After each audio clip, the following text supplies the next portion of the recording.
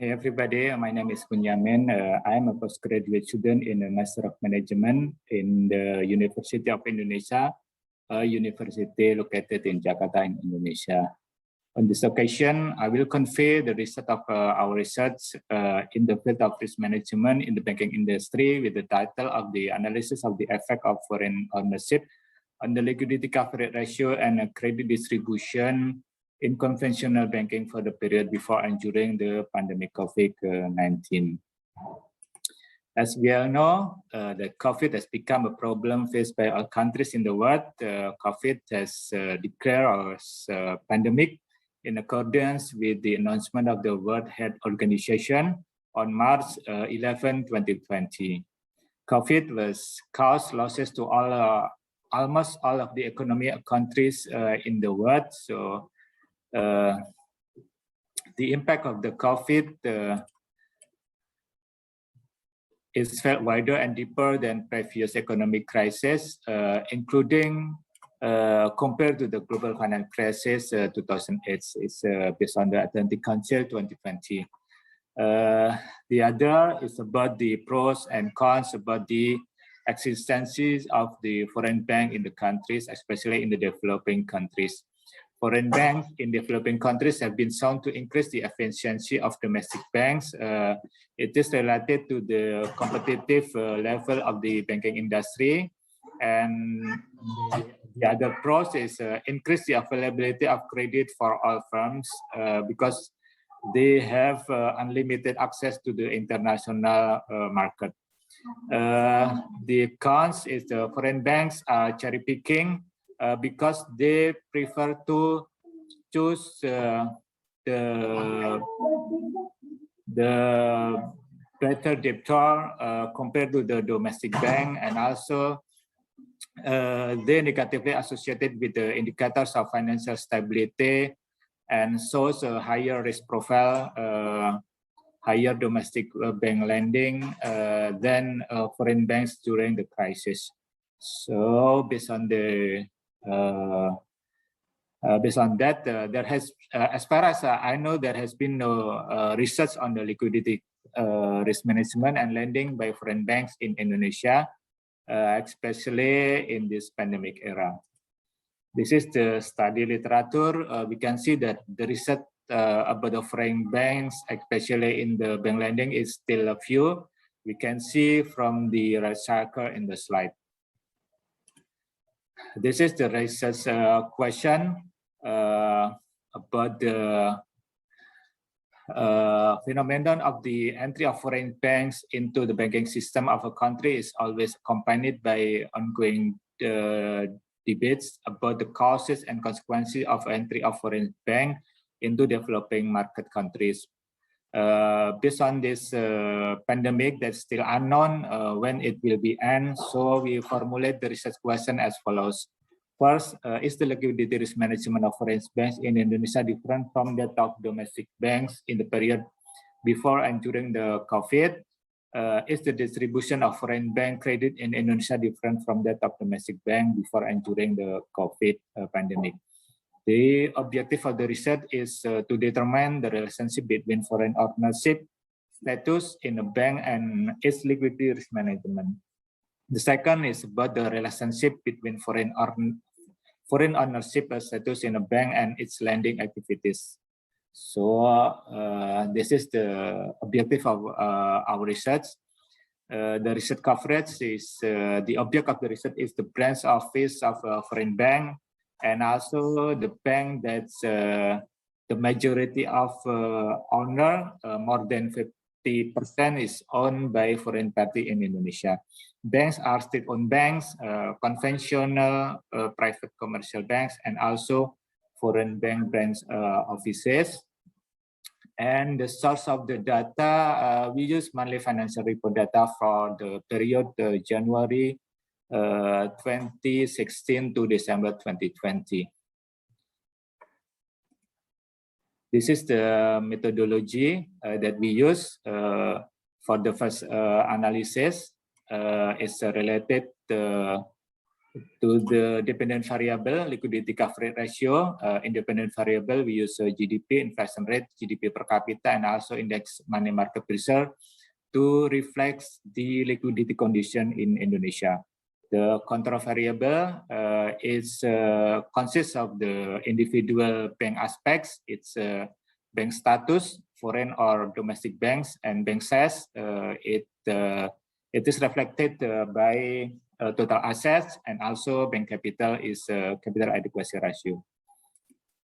This is the research model that we use for the first analysis.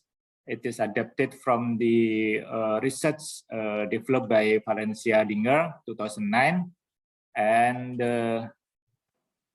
this is the index money market pressure that we use to reflect the liquidity condition in Indonesia. It is developed by Van Hagen, 2007. The next is the second analysis related to the loan growth analysis. We use variable independent loan growth, and independent variables is GDP, inflation rate, USD IDR depreciation. Control variable is bank status, bank size, bank capital, and also the LDR, loan to deposit ratio, and also the ROAA, return on average assets. The next slide. This is the research model we use for the second analysis. We adapted from the research developed by John Bonin and also Dana Louis, 2016. This is the research hypothesis we developed for the first analysis related to liquidity risk behavior analysis. There is correlation between bank status and liquidity risk management in the period before the COVID, and B, it is period during the COVID pandemic. For the second analysis, credit distribution behavior analysis, we develop a hypothesis for A is the correlation between bank status and the level of lending in the period before, and B is during the COVID-19 pandemic. This is the research stage. It is familiar for the other research developed by other researcher. Determine estimation model. We use three approach: common effect, fixed effect, and random effect. And then we determine estimation model. We use Chow, Lagrange, and Hausman. And the next, we use classical assumption, and the last is interpretation. This is the description of observed banks. We know that it consists of the bank categories 2, 3, and 4. As we know that in Indonesia, banks is categorized based on the core capital, how much they have a core capital. For the BUKU, we call it buku. BUKU1, it is a bank which has core capital under 1 trillion rupiah, and for the BUKU4, it is for the bank which has a core capital more than 30 trillion rupiah. All of observed banks is 45 banks, and they have formulates 82% total asset compared to the all banks in Indonesia. So I think it is represented the bank's condition in Indonesia. The next, it is a statistical description. We can see the observation, mean, median, standard deviation, minimum, maximum, and also the variables that we use. This is the model selection test based on the three approach, based on the Chow, Hausman, and Lagrange, and it is resulted the random effect model is the most suitable model that we can use in this research. The next is the research equation. The above is the research model for LCR. LCR, this is the first analysis, and the second, the below model is regression model for the loan growth. The next is the result of the liquidity risk.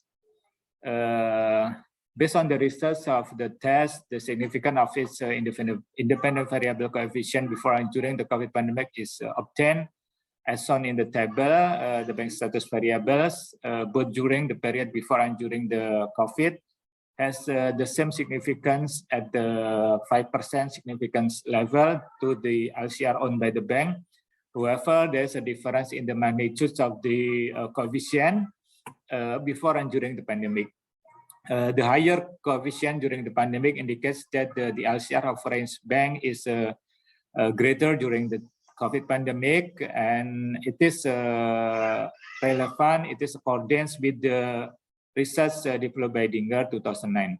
Overall, we see that the bank status, total assets, deposit interest rates, and GDP per capita together significantly affect the bank liquid asset in the period before and during the pandemic. The next slide, we can see the result of significant test for the model. Second, for the analysis, the second analysis related to lending, we can see that before pandemic, foreign bank has a loan growth lower than domestic bank, and they decrease more during the pandemic as the liquidity condition become more stressed. Overall, the depreciation of the USD IDR, total assets, capital, and LDR has significant effect in the period before the pandemic. From the analysis above, it